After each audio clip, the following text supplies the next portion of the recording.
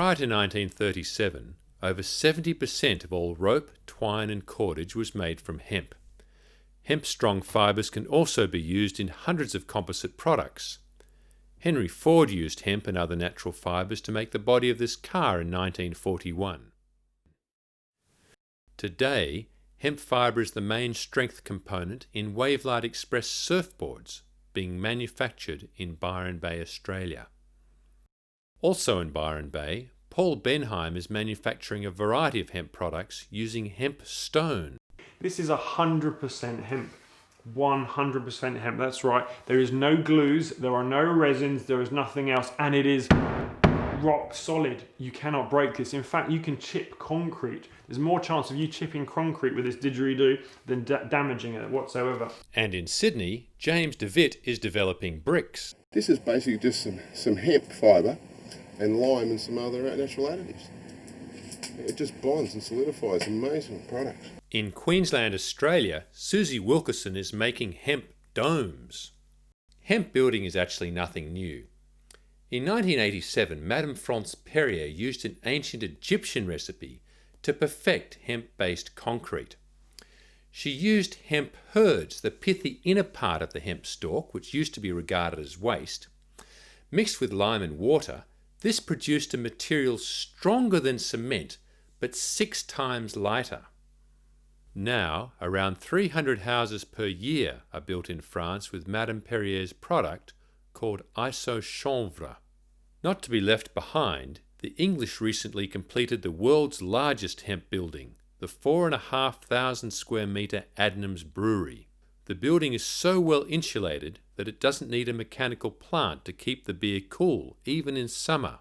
Hempcrete is becoming a popular building material as more people discover its remarkable advantages over conventional concrete, bricks, and other building materials. It actually breathes, allowing moisture inside the building to escape through the walls. It has excellent insulation properties for both heat and sound. It is non-flammable, and it is 100% chemical-free and environmentally safe. In just 14 weeks, 1 hectare can produce enough hemp to build a house. While growing, this hectare of hemp would have absorbed 18 tonnes of carbon dioxide, which becomes locked into the walls of the hempcrete house. Including all factors, hempcrete houses are regarded overall as carbon negative, while the building of a conventional house produces around 450 tonnes of carbon dioxide. Apart from making hemp blocks, England's Lime Technology Company has developed a new technique of quickly spraying the hempcrete onto a single side of temporary shuttering. It is then smoothed off and rendered to make a beautiful building. Also in Europe, automobile companies like BMW and Mercedes-Benz are using hemp in components such as gaskets, seat covers, floor mats, and interior panelling. In April 2007, Automotive World magazine reported that 5,000 French hemp farmers had entered the automotive industry. William Condy has a redwood lumber business in Oregon. In the face of dwindling redwood supplies, his company is taking some innovative steps to solve the problem. We talk about advanced composites from annual fibers is the way to solve the forest crisis. Trees are fiber. That's what we cut them down for. But you take a Douglas fir tree, the longest fiber was 3/4 of an inch.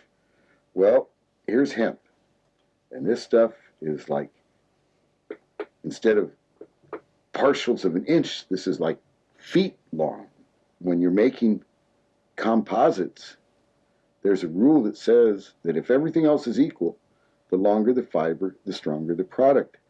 The truth of the matter is that hemp is a superior fiber to tree fiber in every way conceivable. What we created here is we created what's called medium density fiber board. In all of the major strength tests, hemp tested out to be 2 to 3 times stronger than the boards that were made out of tree fiber. We can actually make anything from a 2x4 to the body for a stealth jet bomber. George Tyson is also an innovative hemp researcher.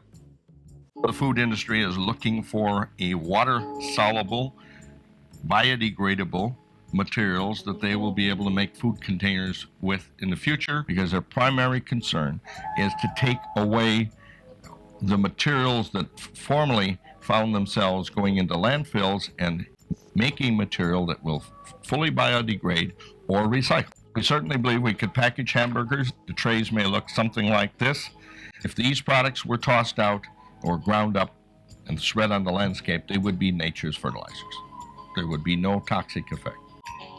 This could lead to fast food places serving you the food in a container of a flavor of your choice, strawberry, mint, or chocolate, and then you eat the container as your dessert.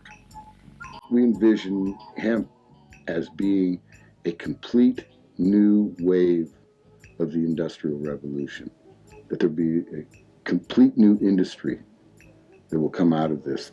Actually, there'll be thousands of products that can be derived from this fiber and from the oils of the seed.